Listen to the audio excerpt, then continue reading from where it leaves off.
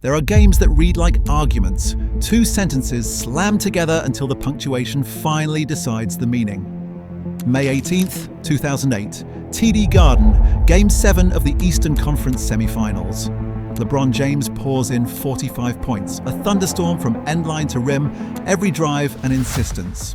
Across the floor, Paul Pierce answers with 41, step-backs, floaters, late clock probes, free throws. And when the final buzzer sounds, the scoreboard says Boston 97, Cleveland 92. The box score will always keep LeBron's 45 as a headline, but the feeling of that night belonged to Pierce, the man who refused to blink when a whole franchise held its breath. This is the night people remember for the wrong reason, and it's the clearest window into who Paul Pierce really was. Not just a scorer, not just the truth, but a player whose greatness only reveals itself when the pressure is highest and the margin is smallest. Start there, then rewind. Paul Anthony Pierce was born October 13th, 1977. He learned basketball not as a national prodigy, but as a regional force. College at Kansas, and then a move to the pros that felt like appointment rather than coronation. 10th overall pick in the 1998 NBA draft by the Boston Celtics. From the start, he had tools that looked familiar. A long frame, a poised jumper, the crooked confidence of a closer. But those tools only became a public language after years of weather and repetition. Pierce's career is best told as accumulation. Nights of high scoring and nights of quiet, steady work that became a public argument for why some players are too complicated to have raw approval. Shaquille O'Neal, after a game where Pierce had just outplayed him, leaned toward a reporter and said, famously, "Paul Pierce is the mother-f***ing truth." Write this down. Paul Pierce is the mother truth. The line stuck because it was both profanity and prophecy. A superstar acknowledging another player's legitimacy. For a layup when defenders overplayed. But his story went next level in 2007 to 2008 when Boston traded for Kevin Garnett and Ray Allen. The Big Three narrative reconfigured the team and put a machine built to maximize spacing and defensive identity. That construction turned Paul Pierce from perennial star into a champion protagonist. He won the 2008 NBA title, and to understand Pierce's craft, watch small possessions, not highlight reels. He lived in a mid-range geometry that modern analytics sometimes scorns, but playoff opponents eternally respect.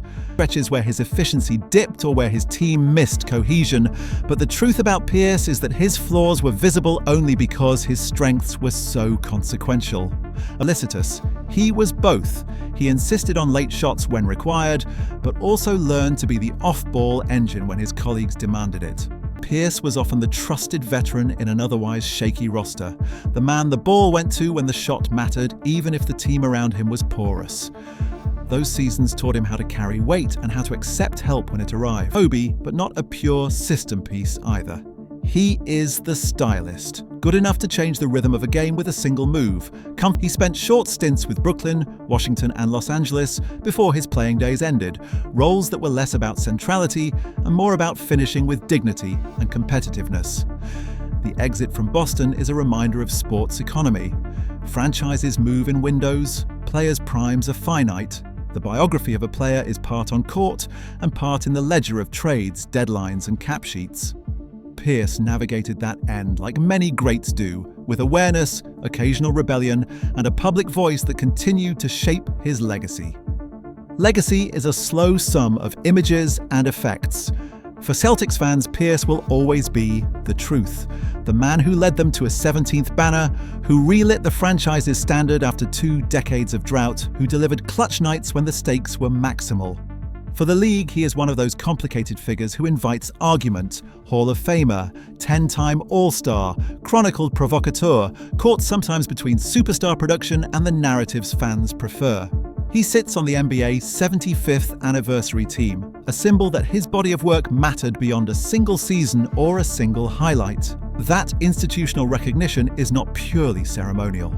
It's the league telling a long story about sustained excellence, impact, and cultural relevance. There are lessons in Pierce's story for creators and viewers alike. First, greatness has many grammars. Pierce's grammar was mid-range craft, late-game composure, and the willingness to be a leader who sometimes asked for the last shot. Second, context changes careers. The arrival of Garnett and Allen transformed a very good scorer into a finals MVP and changed his public frame. Third, narratives are not neutral. They amplify certain moves and compress a life into a clip. Pierce's career resists easy compression. That picture is the place to start because everything else is how he built the courage to take that shot and the patience to make it count.